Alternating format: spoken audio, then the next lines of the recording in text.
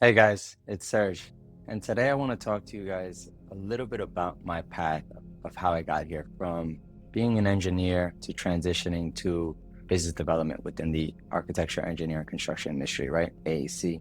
And it wasn't a straightforward path, but I'm happy I took it because a lot of us are leaving this industry because there's no money in it. That's a lot of the frustration I hear, and I damn sure was a part of it, right? I went from being a struggling structural engineer living in New York City, right, making $75,000 a year to now clearing over $200,000 annually. And that's been a huge life change for me. Simply because New York City is expensive, right? You can't stay here and not have money. It's either you're super rich or you're super poor, right? You don't want to be in between because then it just sucks. And mainly anywhere in the world, right? But let me get back to the point. That transition to business development was life changing. And the reason for that is because while structural engineering is a great skill to have, there is nothing more that will help you in life than having the skills of generating business and revenue for a company. And full stop, right? All business is about generating revenue, right? There's a quote that says, nothing happens until a sale is made. So no matter what industry you're in, what role you have, the moment you understand that, your life is going to change. And just by watching this video, I mean, you're halfway there because you are now understanding that mindset and that frame of how to generate value for your employer or for yourself, right? If you wanted to go out and start your own business, having this skill set is the most important skill set you can actually have, more than your craft, right? There are a lot of very poor, smart people in this world. I mean, I have a friend, this guy's a genius, and my wife and I talk about him all the time. It's just how smart he is, and his IQ is just off the charts. I mean, if you give him a task, he's able to solve it no matter what it has to do with what subject it's in. And it's so impressive to see him actually work. He works for a government agency. I don't even think his income is over 100K. He has great benefits. I'm pretty sure going to the doctor, it's cheap. But I mean, with us being so young, are you going to the doctor that much where that really matters? And I don't know. But for me, income is a big driver, simply because I believe in the FIRE movement, financial independence, retire early. I don't believe in just working for working's sake and just to pay bills. And I probably got a first row seat seeing this because I used to be a teller at a bank.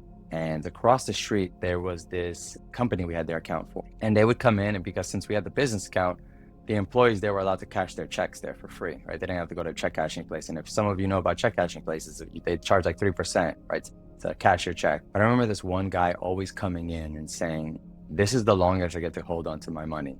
Walking from my job across the street to cash the check. And after that, it just goes. And they were living paycheck to paycheck. And that always had me thinking that I had to make sure I developed enough skills that were valuable enough that people actually cared about, that would help me generate my value, which is income. So I would hopefully provide enough value where someone was getting something out of that. And in return, that exchange would be returned in money. So that was my big thinking. And the straw that broke the camel's back was when I was on LinkedIn. I follow Mark Cuban, and I read about his story, and that I would say he's a big idol of mine, just because how fast he works, how he cuts through the shit, and he really understands business and getting to the heart of the problem. So one post he put was that the average job of all rich people, or the most common job of all rich people, was sales. And I remember reading that as a structural engineer. And I remember looking around the room, everyone that was above me in positions I could grow into, and just thinking, like, I don't want to be you. I don't want to be you. Definitely don't want to be you. And that was the straw that broke the camel's back. And I was like, I have to look for a way to get into sales so that I can start betting on myself and learning a skill set that's going to help me for my future. I always wanted to become rich.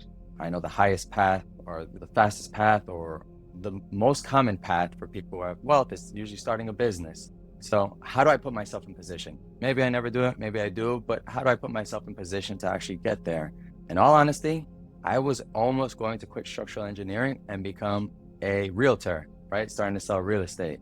But again, living in New York City, you basically make $0 as a realtor in the beginning.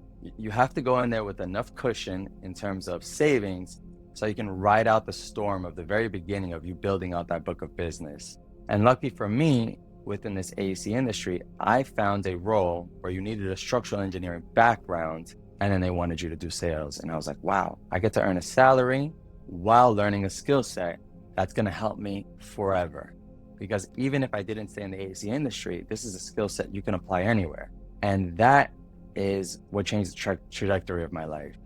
Putting myself in position where I'm betting on myself and I'm betting on my work ethic and my hunger for growth to basically grow my income.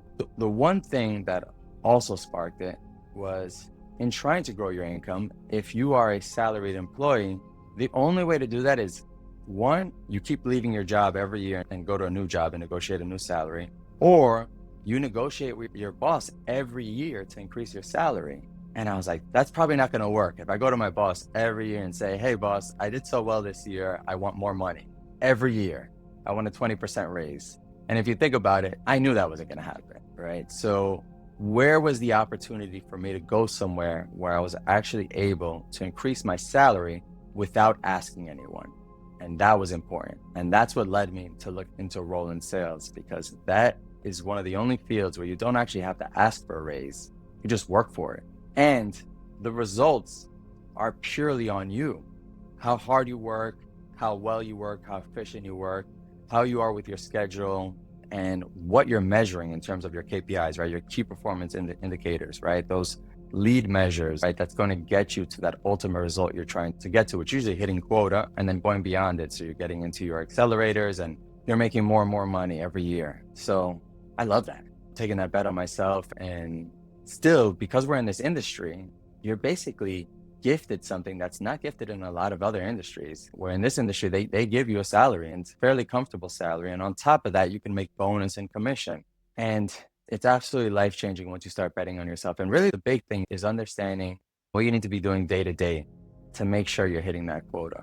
And that's where I see a lot of people struggling. That's exactly where I struggled, right? I could design a building from conception to completion all the way through. But when it came to actually measuring the results that were actually making the biggest impact, I didn't have anyone that actually could tell me what to do. So I had to go out to the open market and start looking for mentors that could actually help me. And what I realized is that in this industry, there aren't any in the AEC sector in terms of sales and what works best. Everyone just screams, go build relationships, go build relationships. And it's all the people with gray hairs that were in a role somewhere else for 30 years, maybe in the government agencies or public sector. And then they transition to the private sector and they're just like, hey, go build relationships. Like, dude, I don't have 30 years to go build relationships. I want to make money now and I want to keep growing every year so that I'm making more and more money, because what I want to do with that money is invest it. I want to be able to take that money and put it into more passive income, put it into equities, put it into real estate, get another Airbnb, so that I'm making passive income. And then hopefully I'm able to make enough passive income and generate enough wealth that I can then now take a bigger bet on myself, which is then starting my own business. And that's the ultimate leap of faith, but you have to have the right assets in place that are going to allow you to make that leap comfortably. So how do you do that? The biggest thing that I found was you want to just basically cut down through the noise and just basically break down your role to its essentials. And anything in business development, whatever industry you're in, but specifically this one, is you want to create opportunities and you want to close those opportunities.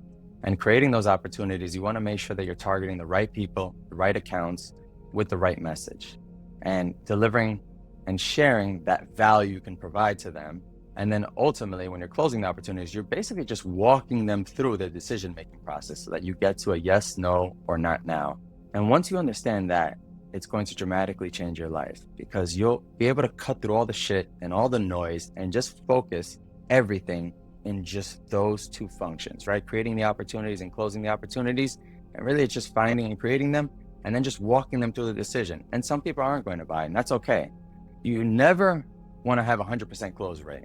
And I actually learned this from a contractor of mine, and I've loved that ever since. He's like, what I'm shooting for is 6 out of 10, right? I win 6 out of 10 opportunities, because if I'm winning more than 6 out of 10, my price is too cheap. And if I'm losing more than 6 out of 10, I'm not priced competitively, right? So I want to be right in that sweet spot where I'm not winning too much, but I'm also not losing too much. I want to be right in that spot because I know my price is great and I'm protecting my margins. And I think ultimately, a lot of us, when we first start, we're just thinking, I want to win 100% out of 100%, but that's just not possible. And it's just not realistic.